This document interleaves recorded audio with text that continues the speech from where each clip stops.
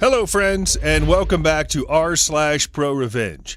And today we have 3 great stories, so let's get started. Neighbor extends driveway onto our property, admits fault, and does nothing. Note, in the province of Ontario, the only legal and recognized land surveyor is an Ontario Land Surveyor, OLS. Your brother-in-law, who knows how to work a transit, just isn't qualified. I moved from the Toronto area back up north in 2007. In 2008, we bought a home on a 4-acre forested lot from the original owner. Through conversations with the original owner, I remembered him muttering something about how the neighbor to the north had their driveway awful close to the property line. I thought no more about it until later that fall. Our neighbor's house was built slab on grade, and the builder must have messed up or not properly installed any drainage for the gravel pad. Every time it rained, they had water into their ground floor, an inconvenience to say the least. But not my problem. That is, until the neighbor rented an excavator and had a deep ditch dug all along our side of his driveway, dumping all of the rocks and spoil from the excavation onto our property. We also lost a number of trees, this all mature black maple sugar bush trees. I was getting concerned. We had problems with a jerk neighbor in Toronto and ended up having to get a survey and put up a fence. I wasn't going to lose any sleep worrying about it this time. Call for a surveyor, get this all over with. It turns out the OLS firm I called were the ones who surveyed the development when it was built 10 years earlier. They had no trouble mapping out how and where the neighbor's driveway for over 100 feet now arced up to 12 feet onto our property. Never mind the rocks and dirt in the bush beyond that. I sent a registered letter with a copy of the survey and a polite letter to our neighbor with registered you have to sign to pick it up. They received it but did not respond. I waited a month and sent another registered letter. That one wasn't picked up and was returned to me. Yeah, that should work. If I don't receive the letter, everything will just go away. In way of explanation, the neighbor was a successful local businessman, and in smaller communities, some of them tend to think that they're a bit special and can make their own rules. I learned from the jerk neighbor in Toronto that there's not much point to trying to discuss things personally. We have a system, let's use it.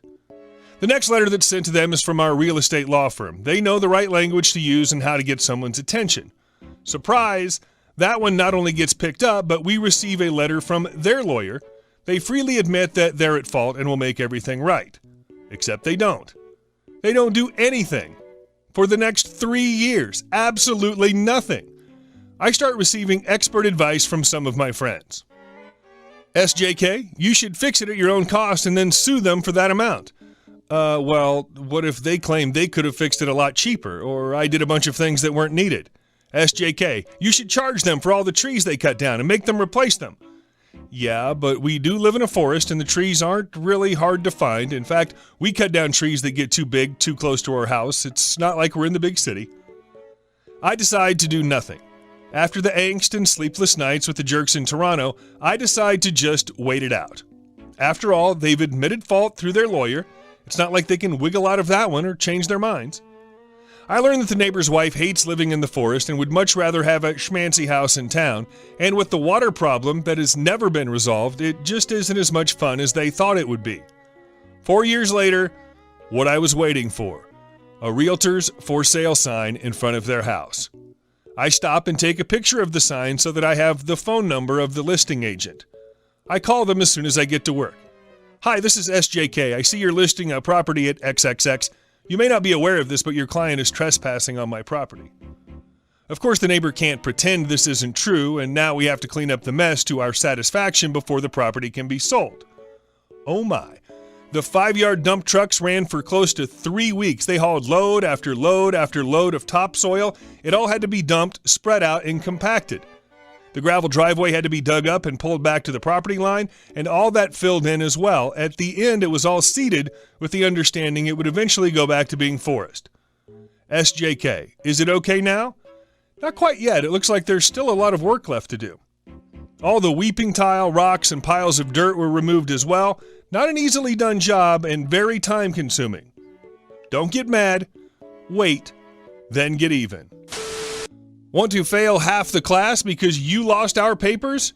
Enjoy early retirement. So this happened during senior year in high school 4 years ago. I had an English teacher named Mrs. Smith. Mrs. Smith, or how she liked to refer to herself, Dr. Smith, she didn't have a doctorate, was a mean old bat that hated everything and anything. She was ugly inside and out.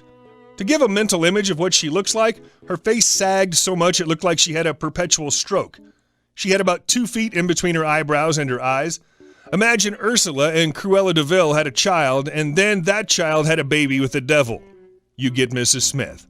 None of the other English teachers liked her. There was nothing that they nor the administration could do to her tenure. That is, until I became her student. Her teaching style included, but was not limited to, yelling at students, putting them down with petty insults, having us read to ourselves in the middle of class, kicking out students that were dozing off, then later fell asleep at her desk, not letting female students go to the restroom for very obvious reasons, and the occasional losing students' work, then accusing the students of not turning their work in. This last part is what crossed the line for me. You see, I wasn't a grade A student. I sucked at English. So I always played my cards right and made friends with everyone, students and teachers included. So when I struggled and couldn't do something on my own, I let my charm save me and cash out on my months of being nice to everyone. However, no one could be friends with Mrs. Smith. I tried being polite. I was met with rudeness. I tried asking her how her morning was. I was met with silence and dead stares. I tried asking how I could improve in my writing skills. She told me that she wasn't willing to help. Within the first week of class, I knew I had met my match. So halfway through the semester, we're working on a big research paper. However, the day after the due date, Mrs. Smith had to go up to Illinois for some family issues for 2 weeks. Mind you, we turned in our papers both in hand and on Turnitin.com for plagiarism checking. No biggie, we won't get our grades back for a while, but at least we won't have to deal with her BS. Or so we thought. A few days later, after she gets back, only about half the students got their papers back. The other half, including myself, were sitting there staring and waiting, thinking that she was going to go back to her desk and pull out the remaining papers to return to her students. But nope, she told us to take out our textbooks and start reading Beowulf. Some students, including myself, that didn't receive their papers tried to interject and inquire about our papers, and she snapped back with, "You should have turned them in when they were due." In unison, we respond with, "We did." Of course, she denies it, and within a few days, our grades drop immensely. At the end of the grading period, second 6 weeks, our report cards show big, fat Fs for English. You were moved to a lower level English at the end of the semester. Between the 0 from the paper that carried almost half of our grade and only a few weeks remaining in the semester, almost half the class was doomed to fail out. Now, most of the students were happy with having to leave her class. There was not much they could do, but I was careful. Remember the teaching methods I mentioned above? Well, Mrs. Smith thought that because we were in a classroom that had no cameras, her behavior wasn't being recorded. She was dead wrong. From the second week on, I started recording audio on my phone every day from the moment I walked into the class to the moment I left. Every day. I caught every single one of her personal attacks on students on tape. When she fell asleep, I pulled out my phone and recorded her. My pleas for help to improve and her refusal to help weren't left out either. Every day I would go home, cut the audio to keep the good parts, and every day my collection of dirt on her grew. And remember how I said we used Turnitin.com as well as paper? I had coordinated with all of the other students who were going to fail to screenshot all of their Turnitin receipts and send them to me as proof that they turned in their work. When she decided to fail me for her mistake, she unleashed hell on herself. I went straight to the administration and scheduled a parent-teacher admin conference. A week later, my parents, the principal, the school counselor, the head of the English department, and Mrs. Smith were all present. I started with how she had lost half of the class's work and how most of us failed because of it. She denied it and again accused us of turning in our work late as well as cheating and a bunch of other BS and lies. I remained calm and just pulled out a folder that contained all of the screenshots from my backpack and handed it to the principal, who then passed it to the head of the English department, who then asked Mrs. Smith to explain it. She instantly turned red in the face and started stuttering. Before she could get out any words, I say, "That's not all. Listen to this." I pull out my phone and start playing back the highlights from the semester. All the while, I'm staring dead into Mrs. Smith's eyes while trying to hold back a crap-eating grin. The suspense in the room would have killed Jason Statham. After the audio finished, the principal looked at me and said, "I think we've seen enough," and asked me to leave. I sat outside of the conference room, savoring the muffled yelling through the walls. I'm pretty sure I heard my dad utter the words, "filthy C-word." but I don't want to point fingers. The parent-teacher conference was on a Friday. I walked into class the following Monday to see an empty desk and a substitute teacher we all recognized and loved. 10 for 10 would document everything again. Well, you were warned not to park there. This story happened about 15 years ago, give or take. At the time, I worked for a small industrial railroad in my city that served about 20 different industries along the docks.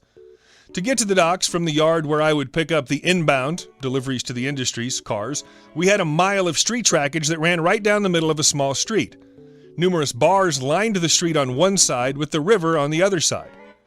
Because of city regulations, we were only allowed to operate along that span of tracks between specific hours.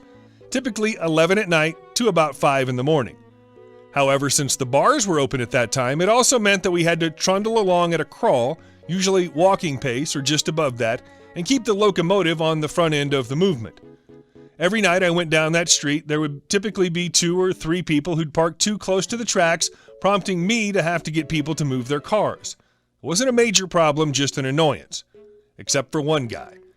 It seemed that every single night I would have to stop about halfway down because this guy would always park his truck at an angle in the street as opposed to parallel parking.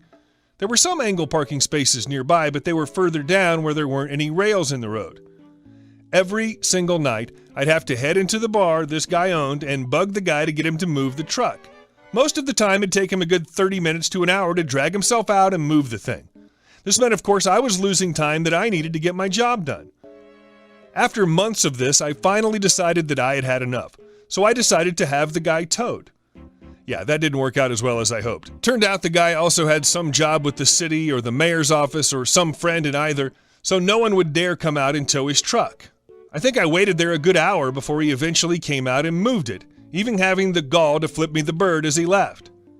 At that point, I decided that not only was I totally done with the guy, but if the chance arose, I was going to teach him a lesson he wouldn't soon forget. Nothing physical per se, just a hard-earned lesson. A couple days later, I found myself heading down the track with a half a dozen heavy cars with machinery bound for the docks. As I rounded the curve and neared the place where that guy always parked, I gently applied the independent brakes on the locomotive. This would slow the heavy train, but wasn't enough to stop it outright, at least not quickly.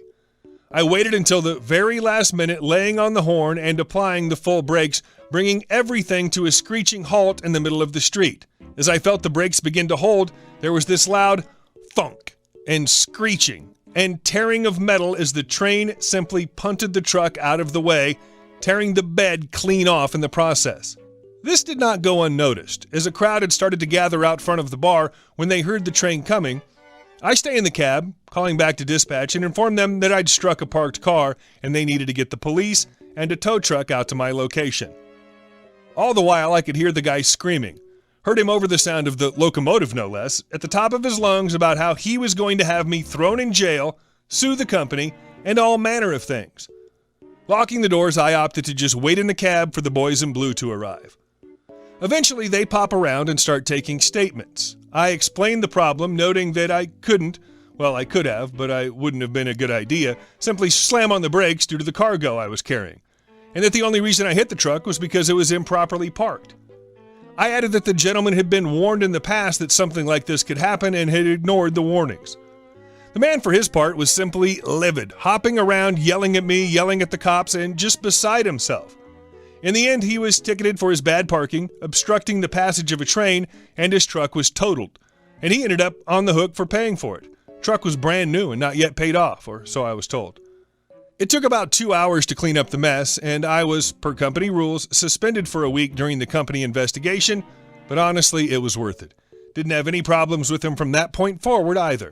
Thank you very much for listening. I hope you enjoyed it, and I'll see you soon.